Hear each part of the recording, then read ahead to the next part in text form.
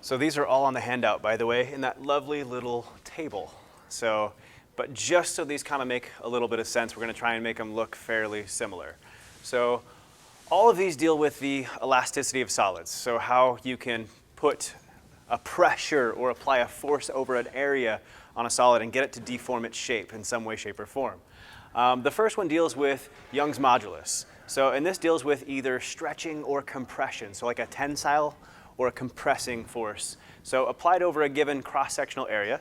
So we might look at this as like when you're drawing and pulling on a wire, or like if you look at like the support columns that support up a building, they got a lot of force being applied over that cross-sectional area of the column. That's what this guy applies to. So, and if you look, these all kind of follow a common pattern. You put a stress, and the stress is defined as force over a given cross-sectional area. So if you look, what is force over area in other contexts defined as? Pressure. And if you notice, it's kind of like a pressure, but it's really not a pressure in this case because it's a force applied over a specific area, as we'll see. Same thing here when we're going to deal with the shear modulus. So, and then when we deal with the bulk modulus, it actually is going to be a difference in pressure, as the case may be. So, but that's what your stress is. It's a force per area, or in the case of volume deformation, an actual change in pressure.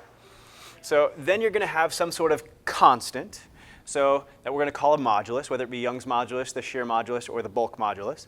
So, and then you're going to have the strain. You apply a stress onto an object, and it's going to feel the strain. The strain is kind of, I say it's going to feel the strain, but it's going to actually exhibit a strain. A strain is some measure of how much it's actually deformed its shape.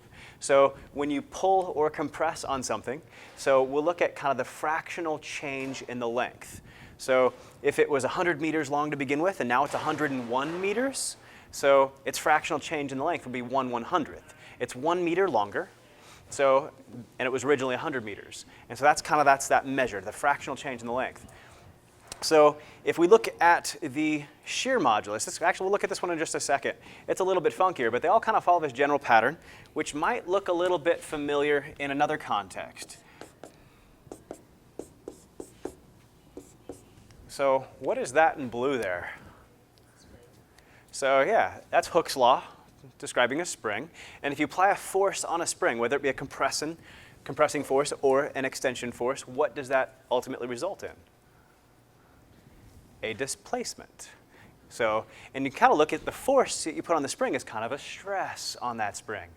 And the strain is how it deforms, or at least in this case, extends or compresses the spring. So all of these kind of match up with what you guys saw for Hooke's law, where K here is just that proportionality constant, the spring constant. And so instead of a force, though, the stress is a force per area in every single case. And instead of just a displacement, we're going to look at how, in some way, shape, or form, the object gets deformed relative to something else. In this case, relative to its original length. In this case, relative to something we're going to call h, the height. So, and in this case, relative to the initial volume. So, all right, let's take a closer look at this shear deformation. This is the one that students often struggle with the most. And anybody recall the really common example we use for shear deformation? A book. So if we look at a big book here. So in here are all the pages. So in this book. So, and the idea is if I put my hand down on this book and push in a direction parallel to one of the surfaces. So this thing is lying on a big surface, but I'm going to push parallel to this surface here. So, and if I start putting my hand down and pushing parallel to this surface, you're going to find that there's a force of friction that keeps the book from sliding that pushes it in the opposite direction. So, and as a result, this book, so, and I'll draw another instant in time here, this book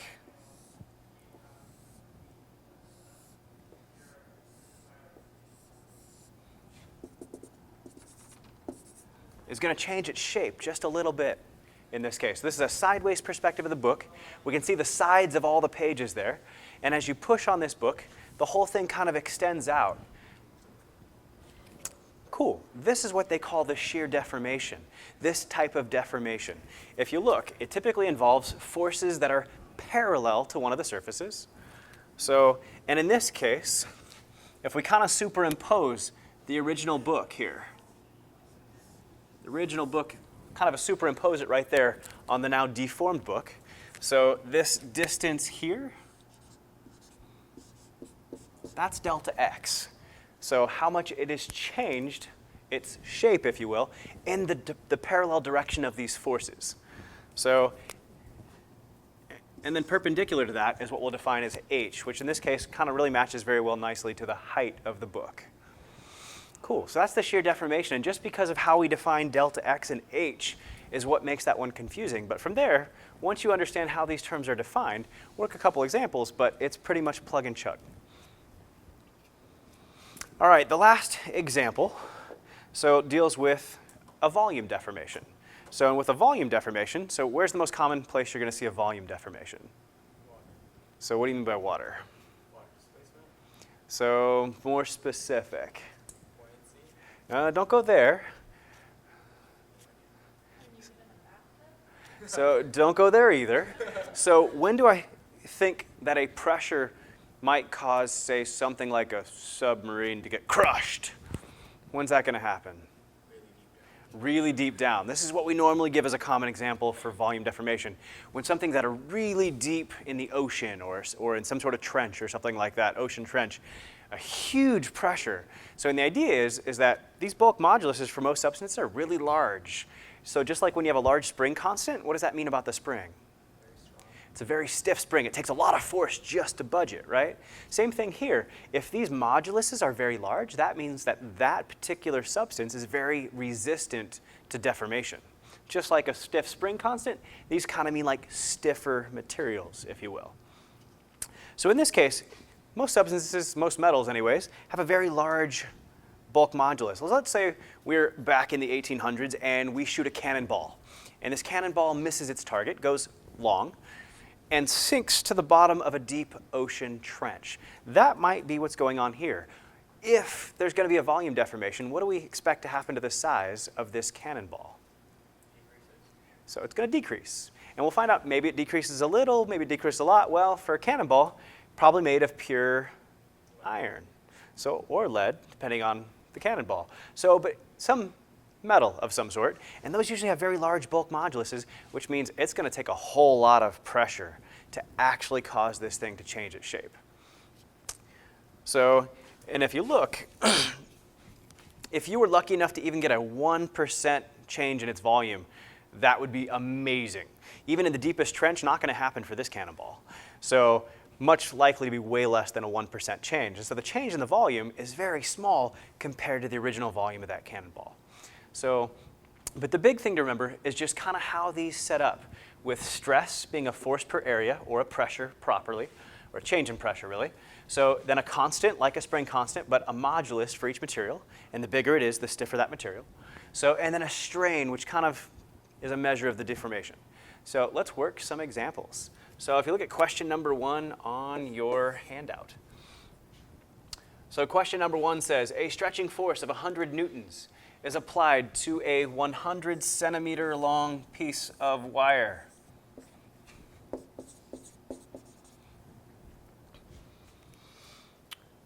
Cool. Of radius 1 millimeter, resulting in an elongation of 5 millimeters. What is the Young's modulus of the wire? So in this case, somehow one side of this wire is anchored, and then we're going to pull on this thing with a force of 100 newtons. Cool. We're told the radius of this lovely wire is 1 millimeter. Cool. And when we actually pull on this thing is actually going to get elongated, end up a little bit longer than when we started. So, and this difference is going to be 5 millimeters, longer than the original. Cool. And from there, what's the question asking? What is the Young's modulus? So if we look at this, if I want you to solve for Young's modulus in this case, so first off, you should recognize which of these 3 equations we're going to use. So this is a tensile stress, and whether it be a tensile stress, a tension, stretching something, or whether you're compressing something, that's going to be the first here. So using Young's modulus. So in this case, if I want to solve for Young's modulus, I pretty much have to know everything else. Do we know the force? Yeah, 100 newtons. Do we know the area? In this case, that would correspond to the cross-sectional area of this wire. So what is the cross-sectional area of this wire? So, well, that's a radius is not an area. So, well, what is the shape of the cross-sectional area of a wire here? 2 pi r would be the perimeter, the circumference, but pi r squared. And because we're given the r, we can figure out the pi r squared and plug that in. But it's the cross-sectional area, in this case, the area of a circle. So do we know delta L, how much it changed its length by? Yeah, 5 millimeters. And do we know the original length? Yeah, 100 centimeters. So we know everything besides our Young's modulus, and we can solve. So in this case, if we kind of work this out, so F over A equals Y times delta L over L naught. In this case, our force is 100 newtons. What's our area? Pi times what? Awesome. Got to convert it to meters, so 0.001 meters squared equals Y. And then our change in length? Cool, you could put it in meters. In this case, it turns out, as long as you put both delta L and L naught in the same units, they're going to cancel, but I'd recommend, just in case you forget, putting everything in SI units. And so what is the original length in SI units? Good, 1 meter. Sweet. And from here, we're just going to do some plugging and chugging and solve for the Young's modulus. So anybody grab their calculator and do some plugging and chugging for me? In fact, I'll grab mine at the same time. Anybody? How big?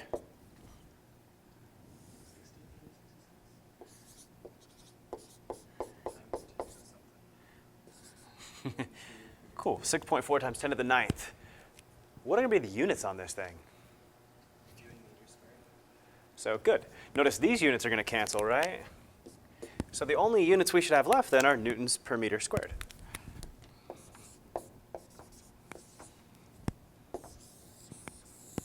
Cool. That is our Young's modulus.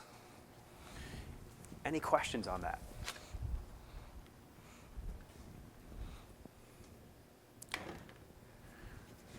Cool, most of the problems pretty much work the same. Are you working with, stretching compression? Great. Are you working with something more of a shear deformation? Great. Are you working more with a volume deformation, like at low depths or something like that in the ocean or something? Then we're going to use this guy. You just got to use the appropriate equation. Question. Could you give another example of a shear deformation? So in terms of just like a book. So the book is definitely the most common example, but you might think of anything bending as well. So if I took a board, wooden board, plastic board, I don't care, and I started trying to bend it. So that might also be considered an example of a shear deformation as well. So if you notice, if I got this board that's this direction, so in fact, let's draw a board. So if I wanted to bend this thing, which way do I got to apply a force? Well, let's say I anchor this end into a vise. And so it's anchored, can't move anywhere. And I want this thing to bend, and I want to apply a force here. Where am I going to apply that force?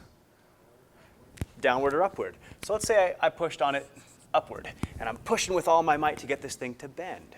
And if we superimpose that afterwards, and this might look really ridiculous. Maybe it looks like that after I've bent it or something like that. If I let go, it'll snap back down. But as long as I'm holding it up there, I've got this shear deformation. And so in this case, which surface is my force parallel to? So, which surface of what I'm bending? So it is this surface that my force of pushing upward is parallel to. And so in this case, like with the book, we saw that I was applying a force in this direction. Friction was applying a force back. And so the parallel forces were parallel to the horizontal surface. But now my force of pushing up is actually parallel to the vertical surface. And so the distance it moves, deforms in that direction, would be called, in this case, so this distance would be called what? That's delta x. And perpendicular to that would be called just h. And that would be this distance. So that could be another example as well. Now, the book is by far the most common example that we always love to show you because it's something that's easy to see. If I had a nice, big, fat, thick book, I could, make a great example of it. But technically, anything bending and changing its shape in such fashion would work like this. So like think about your old school diving boards. Not one of the ones that has the big spring under it, but the one where the whole board actually bends as it snaps back up on you and stuff like that. That would also be an example of your shear deformation as well. It looks a little funkier because now we're doing it in a totally perpendicular direction from what we did with our textbook, but same thing. All right, let's do one more problem dealing with the elasticity of solids here. So number 2. Number 2 says a solid piece of metal with a bulk modulus of 1.0 times 10 to the 11th, so is dropped to a depth of 1,000 meters. What is the fractional change in volume of this piece of metal? Now, if you notice, my bulk modulus doesn't have any units. So I want you to tell me, when we're done with this problem, should I have had units on there? And if so, what are those units supposed to be? We'll figure that out. So in this case, we're dealing with a volume deformation, and that's the one equation I left on the board here. So in this case, we are solving for what? What does the question actually ask us to solve for? Pressure. What does it say? So the volume. Fractional change in the volume. The fractional change in the volume is not delta V. It's not V naught. It's this whole ratio. That is the fractional change in the volume. Notice, again, let's just get ridiculous here. Let's say the volume changed by 1 meter cubed, and the original volume had been 100 meters cubed. What fraction of the volume changed? By what fraction did it change, let's say? Well, out of the 100 meters cubed, how much actually changed? 1. It changed by 1 out of 100. That'd be a 1/100th. And so it's this whole ratio we're solving. We're not solving for either one of these variables separately, but the whole ratio is called the fractional change in the volume. Okay, so in this case, if I want to solve for the fractional change in the volume, what do I have to have? The bulk modulus and the change in pressure. So in this case, the change in pressure from the surface all the way down to a depth of 1,000 meters. So to be able to solve this, we got to kind of fast forward a minute and take advantage of something you guys have already learned, but we haven't covered at the review yet. But this is a great question to combine concepts from both chapters for this exam. So great way to pull this in. In this case, you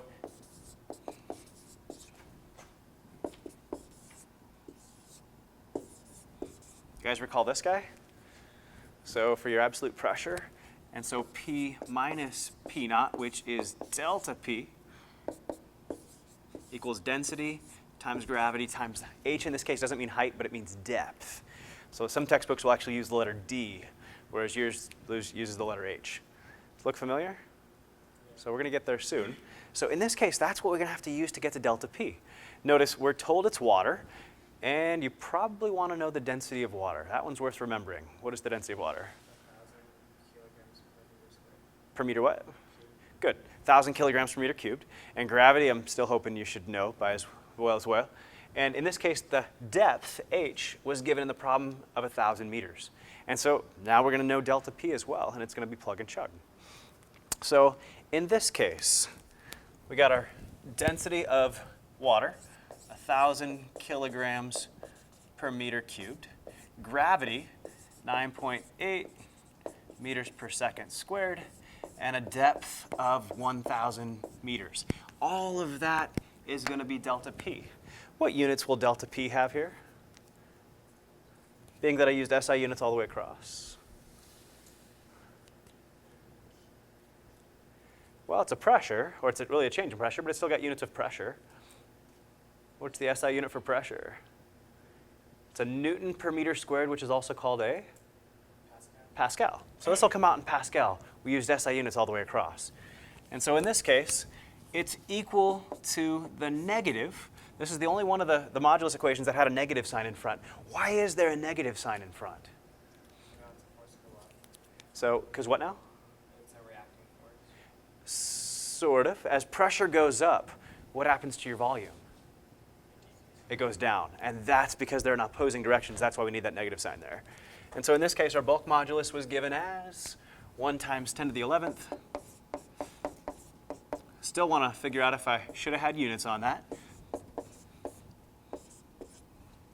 Cool. And then we'll get delta V over V naught from here. Plugging and chugging. So let's do some plugging and chugging here.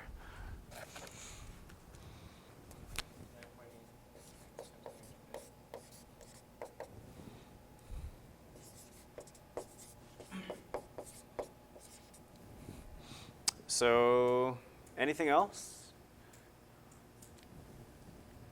Negative. Sweet. And it's negative because the volume got smaller. So, and in this case, that is the fractional change in the volume. If this is delta V, what units should delta V have if we used SI units for just delta V? Meters cubed in the original volume? Meters cubed. What units should this answer have then?